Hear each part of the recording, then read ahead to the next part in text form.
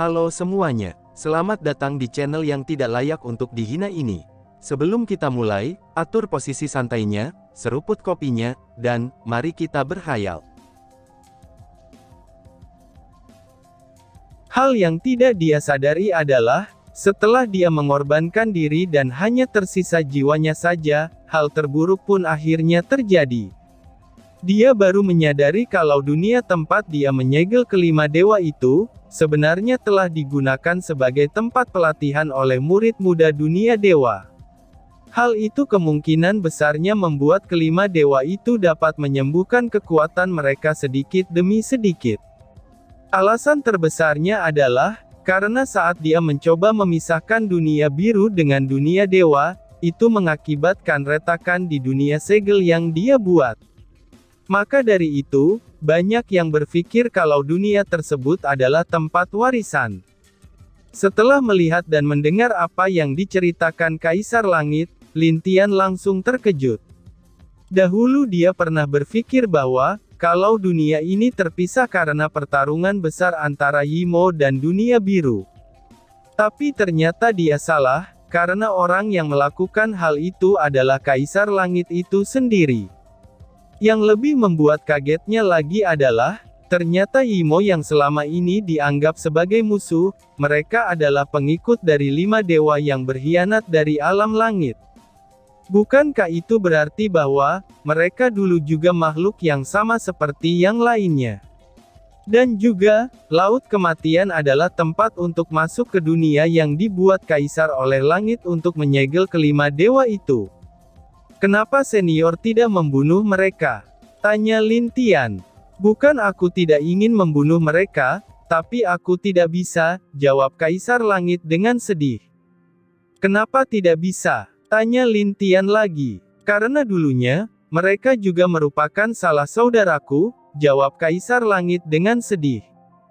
Lin Tian terkejut dan akhirnya mengerti, bagi seseorang yang memiliki saudara dan kemudian membunuh kelima saudaranya, itu pasti sangat sulit walaupun mereka bukanlah saudara kandung. Tetapi seharusnya demi kedamaian, senior harus melakukannya bukan? Tanya Lin Tian lagi. Iya, tapi aku tetap tidak bisa, karena mereka hanya ingin menjadi Kaisar Langit untuk menggantikan diriku. Tetapi aku menolaknya, karena aku tahu sifat jelek masing-masing dari mereka, jawab Kaisar Langit. Lalu, jika sudah tahu sifat jelek mereka, kenapa senior masih tidak membunuh mereka? Tanya Lin Tian lagi. Karena mereka adalah saudaraku, jawab Kaisar Langit lagi dengan rasa sakit di wajahnya. Lin Tian terdiam mendengar jawaban itu, dan dia tidak berbicara lagi. Dia hanya mengangguk, dan itu menandakan bahwa dia telah mengerti. Rasa sakit akan pengkhianatan saudara sendiri, dan juga rasa sakit karena tidak dapat melakukan apa-apa terhadap saudara sendiri, itu sudah terbayang di dalam benak Lin Tian. Nak, aku ingin kamu menjadi penggantiku, ucap Kaisar Langit. Mendengar pernyataan itu, Lin Tian terdiam dan tidak membalasnya.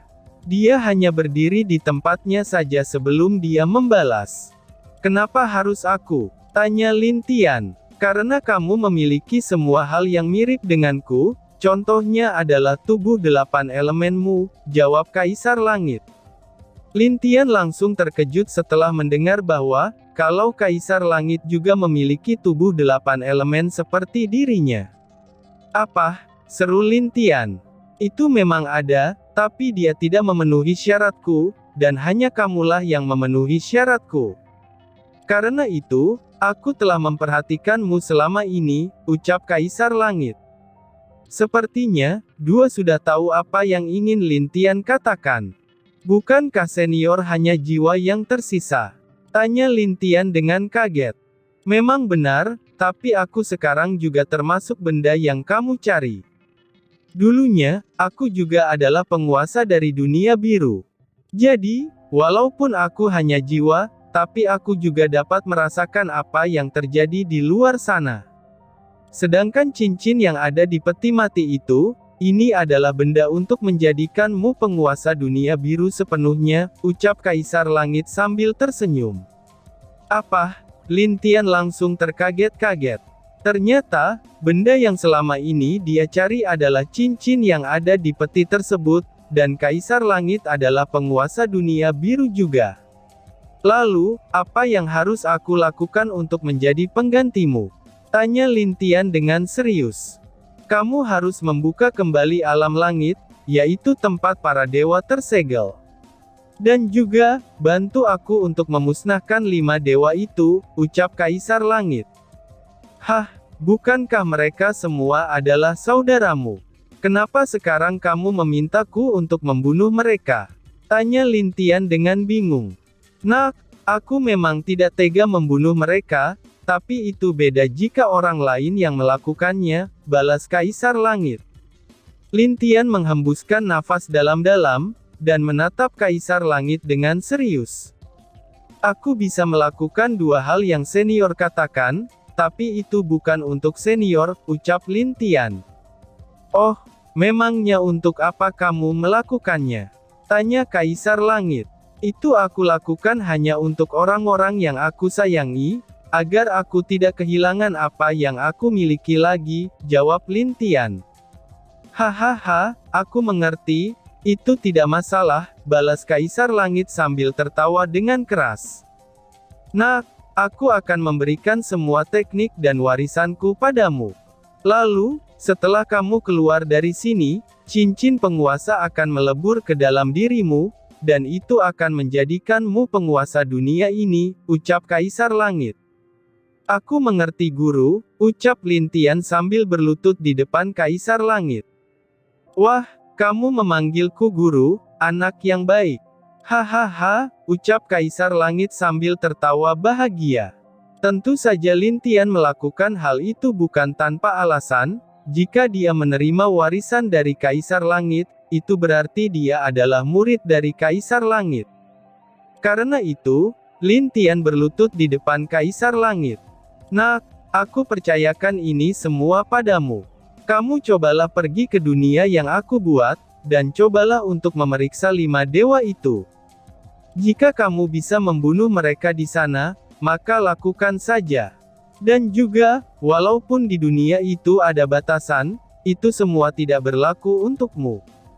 Karena sekarang, kamu adalah penggantiku.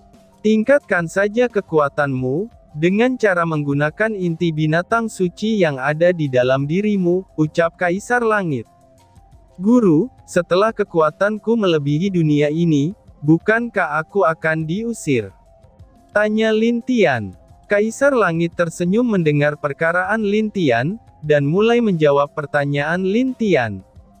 Memang benar, siapapun uang melebihi batas dunia, mereka akan naik ke dunia yang lebih tinggi dari dunia dia berada. Tetapi itu berbeda dengan penguasa, dia bisa berada di sana untuk beberapa tahun. Tapi sebaiknya, kamu jangan terlalu lama berada di dunia itu. Karena takutnya, kamu akan merusaki yang ada di sana. Dan juga, Kaisar Langit mempunyai teknik yang dapat menipu mata surgawi, ucap Kaisar Langit. Jadi, selama Lin Tian tidak mengungkapkan kekuatan aslinya, maka dia bisa bertahan cukup lama di dunia itu.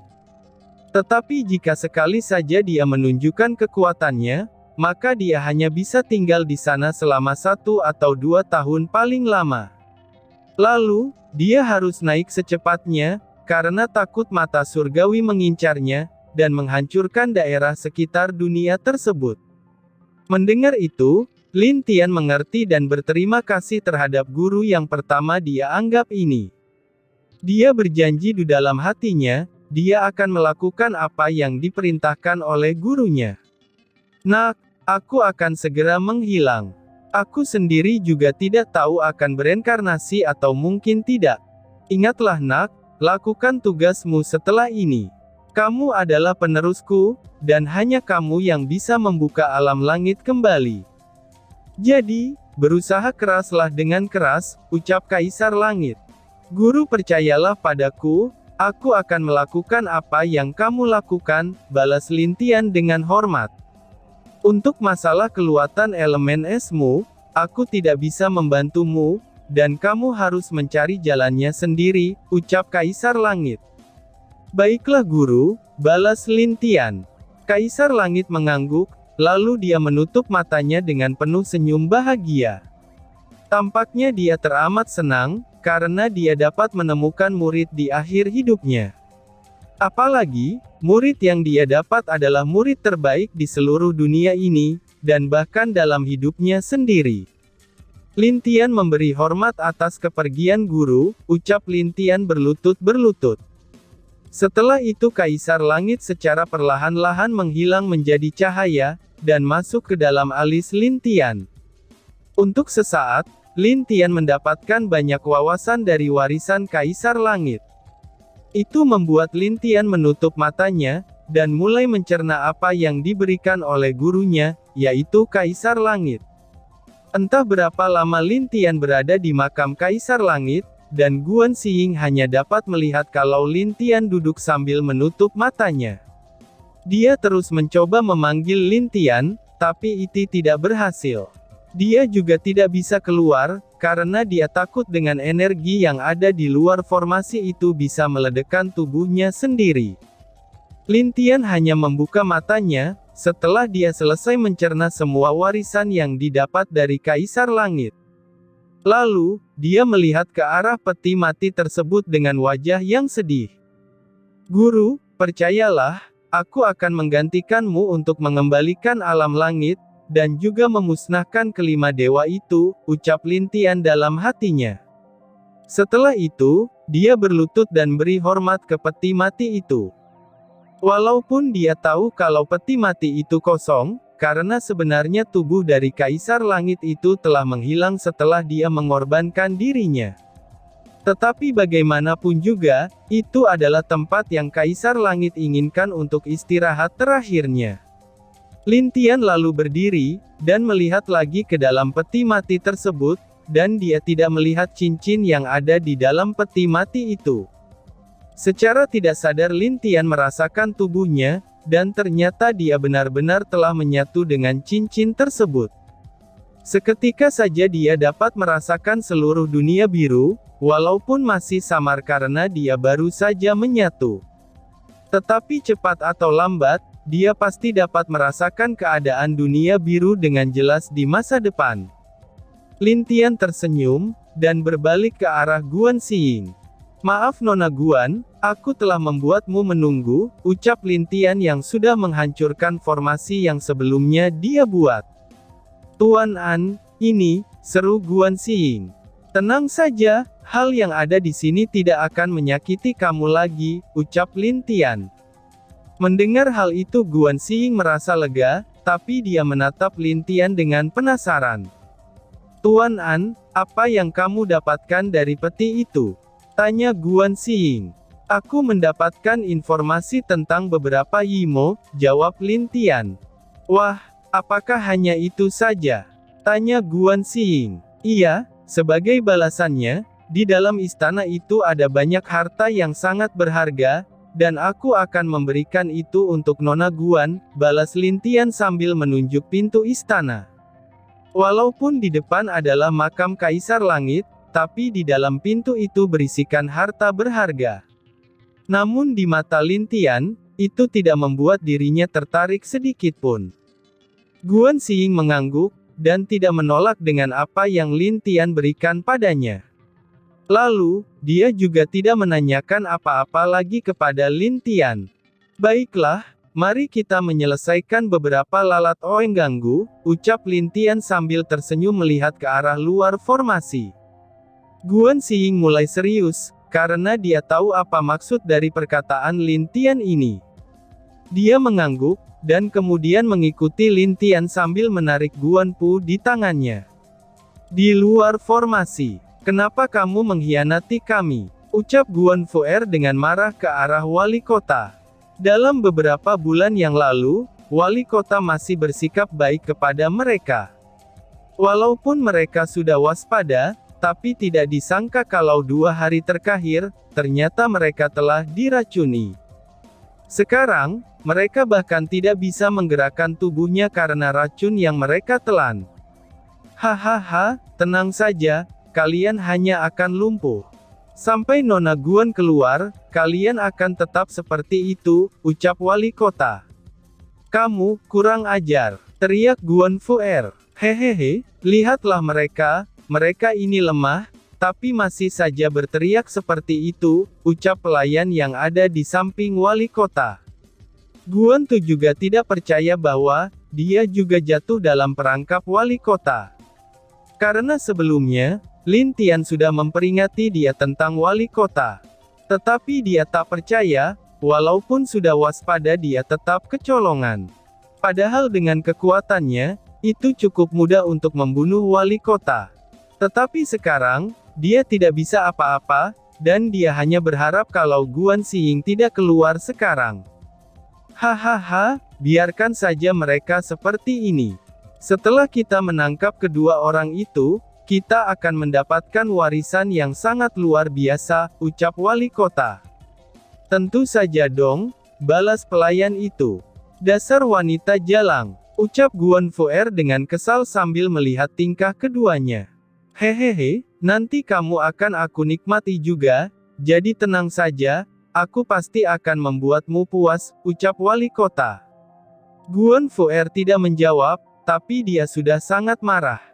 Sampai-sampai, jika matanya bisa membunuh mereka, maka wali kota sudah mati ribuan kali. Wah, sepertinya kalian yang akan menikmati perjalanan kalian, ucap Lin Tian yang keluar dengan tenang dari formasi bersama Guan Xiying. Wali kota dan pelayan itu yang melihat Lin Tian muncul, mereka terlihat sangat senang. Tetapi tidak lama setelah itu, wajah keduanya menjadi sangat buruk. Itu karena, anaknya berada di tangan Lin Tian, dan terlihat di wajahnya itu penuh dengan bekas pukulan. Kamu apakan anakku? Teriak wali kota. Aku tidak melakukan apa-apa, tapi aku ingin melakukan ini, balas Lin Tian. Lalu, tangan yang memegang Guan Pu tiba-tiba saja munculkan api. Api itu menyerang Guan Pu, dan kemudian membakar seluruh tubuhnya. Ah, panas, teriak Guan Pu. Perlahan tapi pasti, api itu membakar seluruh tubuh Guan Pu sampai berubah menjadi abu di depan seluruh orang yang ada di sana. Bahkan wali kota tidak percaya dengan apa yang dilihatnya bahwa, anaknya telah mati di depan dirinya.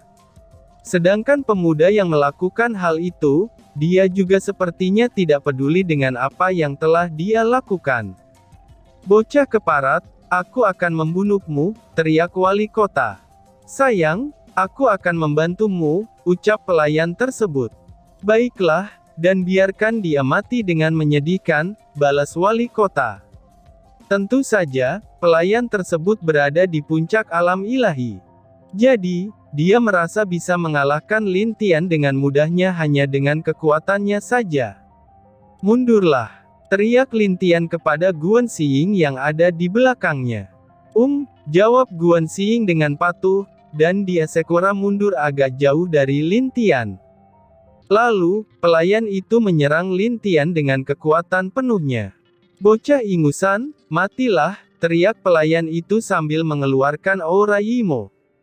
Tetapi Lin Tian bahkan tidak memperhatikan pelayan tersebut, dan dia hanya mengangkat tangan kanannya saja. Api langit, telan dia, ucap Lin Tian. Setelah mengatakan itu, api langit muncul seperti naga di hadapan Lin Tian.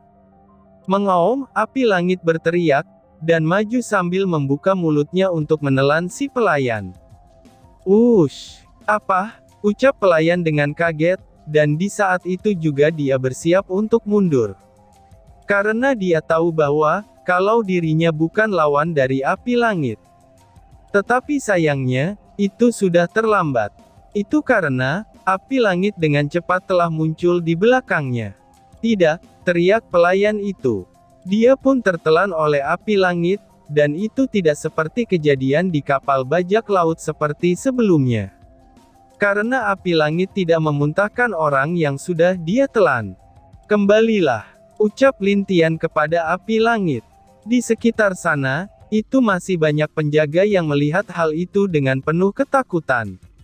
Seorang ahli alam ilahi yang bisa membunuh puncak alam ilahi dengan mudah, Dia sungguh pemuda yang luar biasa, pikir mereka. Bocah kurang ajar, kamu sudah membunuh anakku, dan sekarang kamu telah membunuh pelayanku. Kamu harus mati, ucap wali kota sambil menyerang Lin Tian dengan marah. Dan tiba-tiba saja bersambung. Sekian dan terima kasih banyak.